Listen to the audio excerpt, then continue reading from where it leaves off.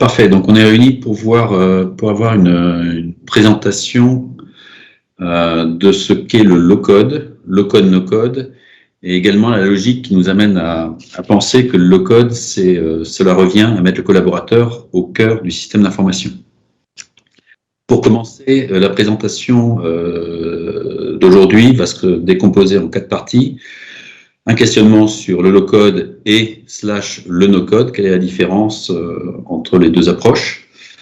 Le deuxième point qu'on va regarder, c'est la genèse et pourquoi, comment on en est arrivé à faire du low-code et en faire la promotion de façon aussi importante. On va ensuite jeter un œil sur le marché et les principaux acteurs qui animent ce marché actuellement. Enfin, on va s'interroger sur les risques qui sont liés aux technologies des plateformes low-code. Sur le low-code et ce qu'il est, on peut se rapprocher de la définition du Gartner que je vous ai mis dans la partie droite de l'écran, qui va définir les attendus des fonctionnalités pour qu'une application soit une application qualifiée de low-code. Mais grosso modo, ça va être la possibilité pour ce que l'on va appeler un citizen développeur, donc un de vos collaborateurs qui n'a aucune compétence en informatique, de créer des applications, créer des robots, créer des workflows, sans qu'il soit nécessaire de créer une ligne de code. Et ça répond à une problématique qui est celle d'automatiser l'entreprise. On va parler d'automation et d'hyper-automation. Donc les points principaux qui caractérisent une application low-code, c'est la capacité qu'on va avoir à créer et déployer de la même façon très rapidement des applications métiers, très souvent des applications de back-office, mais pas que. Ça va être la possibilité qu'on va avoir d'interconnecter des systèmes applicatifs sans qu'il soit nécessaire de taper une ligne de code. On s'est aperçu qu'avec l'émergence du SaaS dans les 10 dernières années, le nombre d'applications dans l'entreprise s'est accru de façon considérable. Ce sont des applications en silo, à savoir qu'un certain nombre de données vont être rentrées dans un CRM, il va falloir le reporter dans une autre application qui peut être l'ERP, il va falloir le reporter dans un suivi budgétaire, etc. Idéalement, et pour aller plus vite, supprimer des tâches qui n'ont aucun sens et également sécuriser le processus, garder le chemin de révision, on va essayer d'interconnecter ces applications. Une application de code va vous permettre de faire ce genre d'applicatif d'interconnexion. L'application de code va, et c'est un des éléments, un des prérequis, va vous permettre de créer des interfaces clients, donc des interfaces de saisie, c'est ce qu'on appelle dessiner des formulaires interactifs. Ça va également vous permettre de créer des robots. Donc un robot par rapport à un processus classique, c'est une application qui va s'exécuter sans qu'il soit nécessaire que l'utilisateur ouvre son PC. Donc ça peut être des applications de requêtes de mise à jour, ça peut être des mises à jour d'un fichier par rapport à un autre, ça peut être le lancement de process complexes. Enfin, on devrait pouvoir être en situation d'intégrer dans des applications no-code des outils d'intelligence artificielle, je pense à des OCR, à la reconnaissance vocale. Toute cette logique consiste à dire que votre collaborateur va devenir le propre développeur de ces applications. Et on pense, selon le Gartner, que d'ici 2024, le low-code va représenter à peu près 2/3 des projets IT. Donc on ne peut pas s'en exonérer. En pratique, les usages qu'on va avoir, ça va être interconnecter des applications, ça va être automatiser des processus, ça va être mettre en place de nouvelles organisations, on pense à des CSP, à des processus de validation, et ça va être de créer de nouvelles applications parce que soit elles sont spécifiques au métier que vous exercez, soit elles coûtent trop cher sur le marché. Et dans ces applications, ça peut être des applications hyper classiques d'administration de back-office, mais ça peut être des applications de type IoT, donc des objets connectés qui vont déclencher des flux. On peut imaginer des capteurs de fumée dans une usine qui vont déclencher des processus ou des applications dans ROC. Et puis, il peut y avoir un ensemble significatif de spécifiques propres à des particularités de certains métiers. La raison pour laquelle ce no-code est très sollicité aujourd'hui, c'est qu'aujourd'hui, 75% des projets qui sont soumis au DSI ont un délai de réalisation de 18 mois ou plus. Donc les DSI sont débordés par les besoins utilisateurs. Donc toute l'idée, c'est d'aller vite au travers d'interfaces qui sont auto-apprenantes et très user-friendly. On regarde un peu l'historique de ce qui s'est passé ces dernières années, enfin ces 15-20 dernières années. On est vraiment sur une logique qui consistait, avec la sortie du smartphone en 2007, d'avoir des approches très consommateur-centriques. Vous-même dans la rue avec votre smartphone, vous pouvez écouter de la musique, réserver des choses en ligne, voir vos mails, chatter, acheter. Dans les années 2008-2010, des applications de type CRM, Salesforce, qui sont des applications qu'on va qualifier de clients centriques. Un client étant, d'une façon plus générale, le collaborateur dans l'entreprise et dans votre écosystème. C'est en même temps l'émergence du cloud. Le cloud, il faut avoir en tête que c'est 10-12 ans. Moi, j'avais assisté en 2010 à des shows à Los Angeles où Microsoft annonçait que Azure allait remplacer les applications on-premise. Vous aviez 15 000 personnes dans la salle qui étaient revendeurs et qui se voyaient chômeurs le lendemain. Donc c'est quand même assez récent, même si on a l'impression aujourd'hui d'avoir toujours vécu avec. Dans les années 2010-2020, on a été très collaborateur-centrique, c'est-à-dire qu'il y a eu un nombre phénoménal d'applications cloud que vous connaissez très souvent sous la dénomination d'applications SaaS. Donc chaque métier achetait l'application qui correspondait à son besoin. On parle d'une démarche très collaborateur-centrique. Et aujourd'hui, on en arrive avec les applications low-code à une approche qui est concepteur-centrique. Le citizen développeur, votre collaborateur, qui va lui-même développer ses propres applications en fonction des besoins spécifiques qu'il a au niveau de son poste de travail. On est sur tout ce qui est no-code et intelligence artificielle. Finalement, d'une façon assez ironique, vos collaborateurs, lorsqu'ils développent une application no-code ou low-code, est en train de remplacer son métier, d'industrialiser, d'automatiser son métier. Finalement, il est en train de créer l'application qui va le remplacer. Il est en train de préparer sa fiche de licenciement, quasiment. Donc, on est vraiment sur cette logique, avec une vision automation, hyper-automation, des collaborateurs qui vont travailler en distanciel et un tas d'applications, d'abord de back-office, mais après de plus en plus intelligentes avec l'émergence de l'IA pour remplacer l'individu dans l'essentiel de ses tâches. C'est ceci qui m'amène à vous expliquer que pour moi, le no-code est une démarche qui vise à mettre l'individu, le collaborateur de l'entreprise, au centre du système d'information. Les habitudes sont modifiées et peut se poser la question de quelle va être la place du collaborateur en col blanc dans l'entreprise. Ceci est tellement vrai et procède d'une accélération tellement importante qu'on est sur une progression du marché qui est de plus de 33% par an, 35-36% par an. Je crois que quelqu'un est en train de se connecter.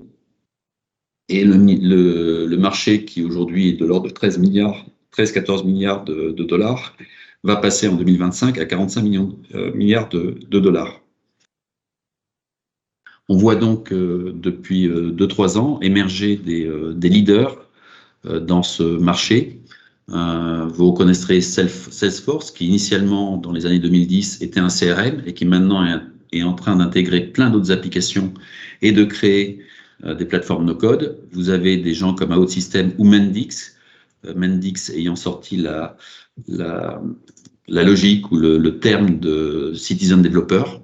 Vous avez ensuite des applications telles que Appian, qui sont des applications qui ont suivi la logique de BPM, IBPMS, Workflow, RPA, et maintenant devient des applications de type no-code. Vous avez enfin des outils de ticketing qui font des microprocessus en workflow tels que ServiceNow ou Zoho, et qui vont se définir aussi comme des applications no-code. Moyennant quoi, Si on regarde ce marché, c'est un marché qui vise très large, avec des applications qui peuvent être des applications complexes, qui peuvent être des applications qui font de la robotique, ou des applications qui sont quasiment des applications de ticketing. Donc, il faut vraiment bien regarder quand vous souhaitez mettre en œuvre une application no-code, à quoi elle correspond. Le quadrant qui est partagé aujourd'hui par le Gartner, c'est celui du low-code.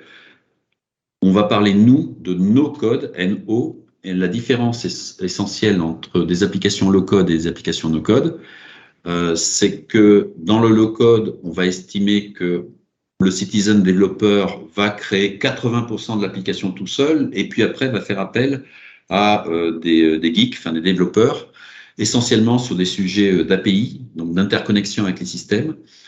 Pas mal d'éditeurs, pour éviter d'avoir à traiter le sujet des API, proposent leur solution avec un store d'API déjà préconstruite. Donc ça, c'est assez sympa parce que ça permet d'intégrer à votre flux et à votre application un connecteur avec Google, un connecteur avec Salesforce, un connecteur avec, que sais-je, LinkedIn, sans avoir à vous préoccuper de ce qu'il y a dedans. Le point qui est un peu gênant et contraignant, c'est que dès lors que l'application à laquelle vous vous connectez change ses API, change d'interface, monte en version, vous n'êtes pas certain d'avoir en temps réel la mise à jour de votre API. Et vous serez en situation de ne pas pouvoir la mettre à jour vous-même. Donc, vous risquez comment dirais-je, bloqué et d'avoir des applications qui tombent en carafe. D'autres applications proposent à la fois des connecteurs et une interface à destination des développeurs qui, eux, vont récupérer les API avec leurs centaines, voire leurs milliers de lignes et vont développer le connecteur qui va bien avec leur application. Donc ça, c'est ce qu'on appelle le low-code. Et puis, vous allez avoir des solutions qui prétendent être no-code. C'est ce que le ROC, par exemple, prétend faire en disant ne vous préoccupez pas de savoir si vous avez un store d'applications. Je vous pousse une interface qui va vous permettre, sans qu'il soit nécessaire que vous ayez des compétences informatiques, à créer vous-même vos connecteurs. Donc l'application ROC, par exemple, récupère la ligne d'une API et l'expose dans un éditeur de règles au format en langage naturel. Donc si c'est une API en français, elle est en français. Si c'est une API en anglais, elle est en anglais. Et après, vous allez créer vous-même vos algorithmes de traitement de l'information. Ce développement est, on l'a vu, phénoménal. Et aujourd'hui, les directions des systèmes d'information, mais également le corporate, le board ou les managers d'entreprise ne peuvent pas s'exonérer d'aller sur des applications no-code. Ne pas y aller, c'est garder sa file d'attente de 18, 24, 36 mois dans les demandes utilisateurs et c'est se disqualifier dans un marché où la concurrence transforme très très rapidement. Donc, il faut y aller. Mais quand on y va, finalement, on va donner la main à des utilisateurs qui ne sont pas des spécialistes de créer un certain nombre de faire un métier qui n'est pas le leur. Et le pendant de ça, on identifie deux risques principaux. Un premier risque qu'on va qualifier, que j'ai regroupé sur le terme d'Identity Access Management, c'est un risque qui concerne l'insécurité et la compliance.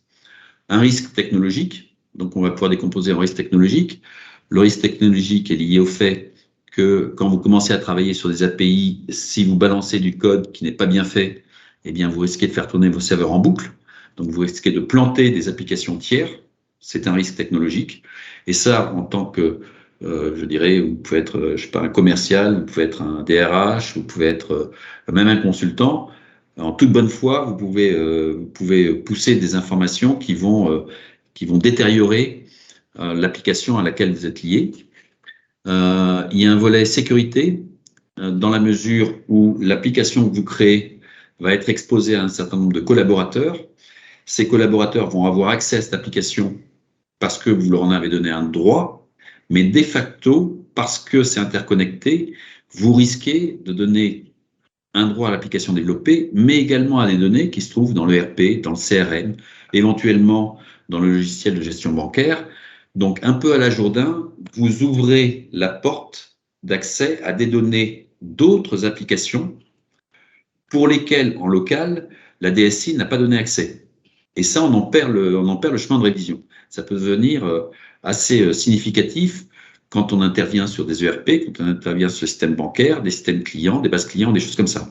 Il en résulte le pendant compliance, c'est-à-dire qu'aujourd'hui, avec le nombre d'applications web qui sont exposées sur le marché, on a une réglementation qui se renforce sur la protection de la donnée personnelle. Il est évident que si on rentre par l'application que vous avez développée sur une base client et que cette base client, elle se retrouve par inadvertance au mauvais endroit, on n'a pas respecté les réglementations, on est pris en défaut, on peut même perdre son entreprise si ce sont des données, je sais pas, médicales par exemple, ou si ce sont des données très personnelles. Les salaires pourraient très bien être super bien bordés au niveau d'un SIRH. Maintenant, vous avez besoin de vous interconnecter avec ce SIRH dans votre application. On passe par votre application pour récupérer la donnée du SIRH alors que vous n'y avez pas accès.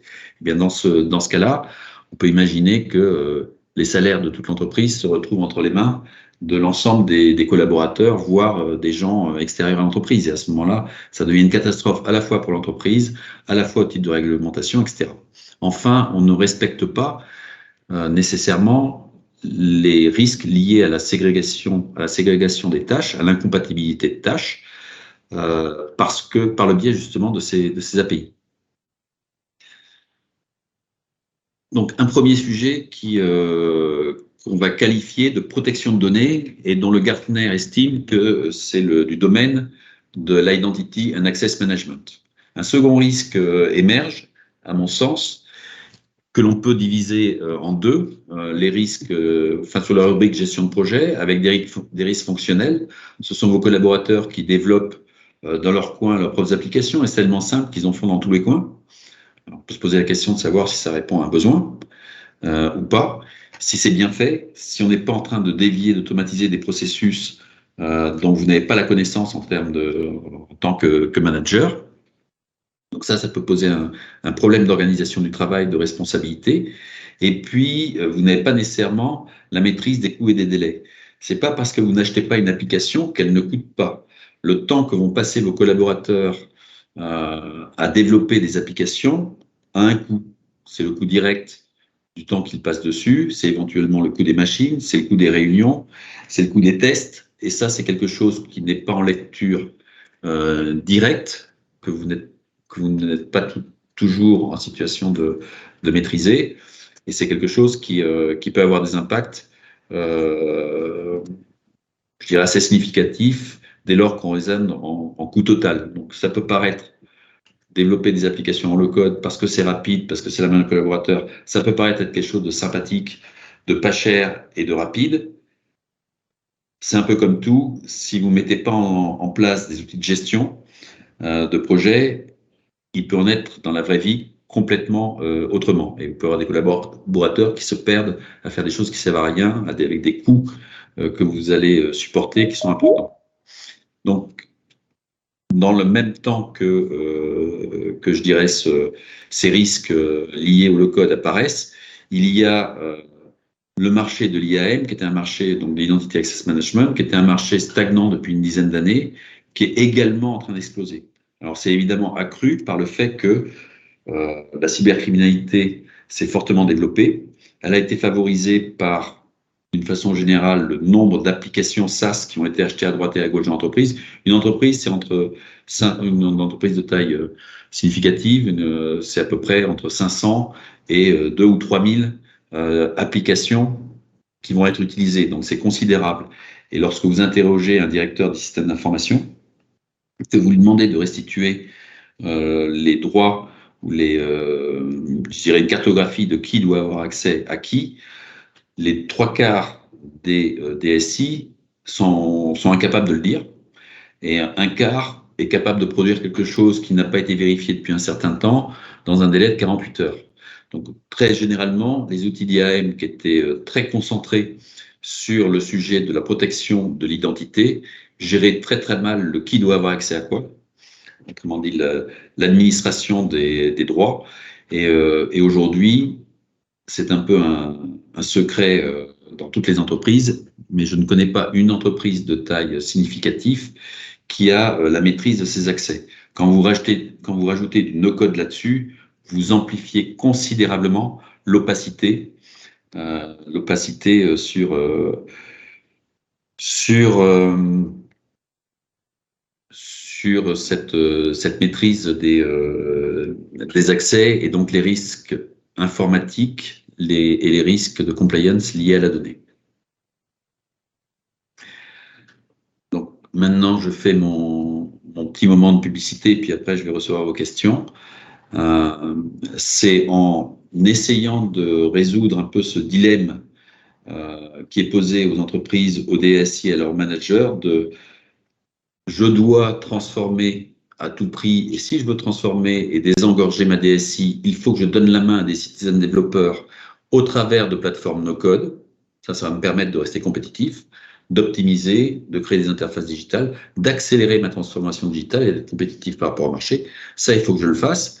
Mais d'un autre côté, je sais que j'ouvre la boîte de Pandore des risques IT sur mes données et de compliance. Et si je renforce la gestion de mes accès, je ralentis mon no-code.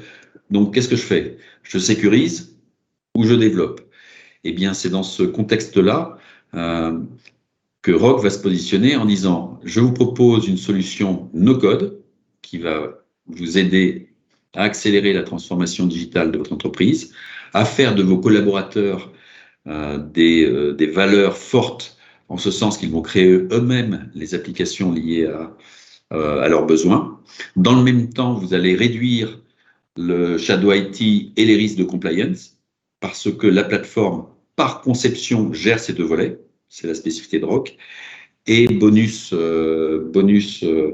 sur cette double offre, Rock intègre en natif des outils de gestion de projet, en lean management, c'est-à-dire la capacité que vous allez avoir de pouvoir créer des équipes projets avec les collaborateurs chez vous qui développent le no-code, peut-être la DSI qui va être sollicitée à un moment ou à un autre, une autre direction qui pourrait être là en vérification des risques, peut-être un éditeur, peut-être des consultants auxquels vous allez faire appel pour vous aider à construire l'organisation cible. Donc tout ça va être géré dans un espace collaboratif.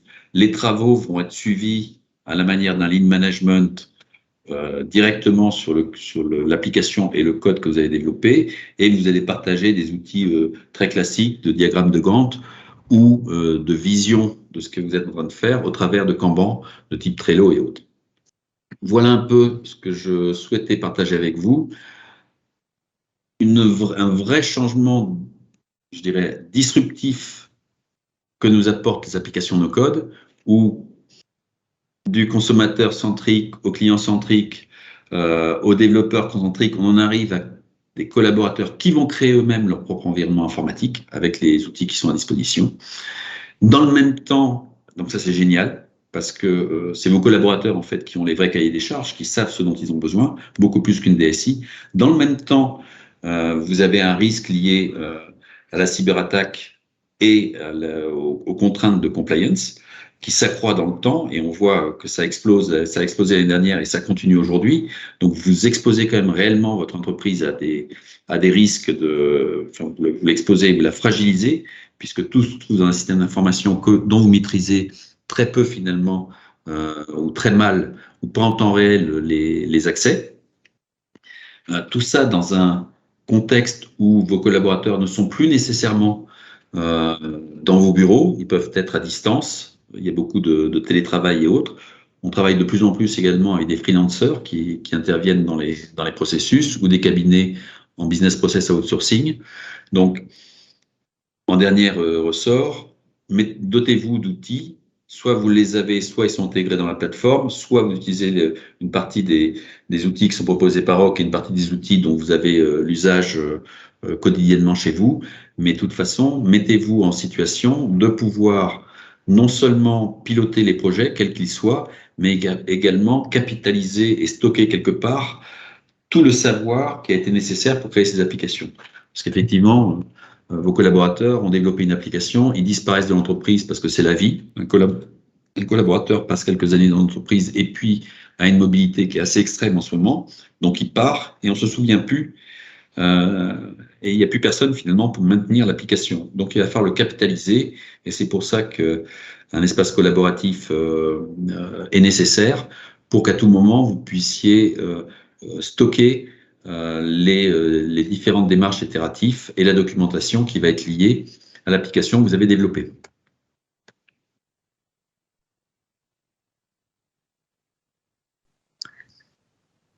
Bien, si tout est clair, je vais vous libérer tous. Vous pouvez nous contacter à l'adresse suivante, contact@rocksolution.com ou téléphoner au 01 42 81 51 98. Voilà, je vous souhaite une bonne soirée. Merci à tous. Merci beaucoup, Olivier. Bonne soirée.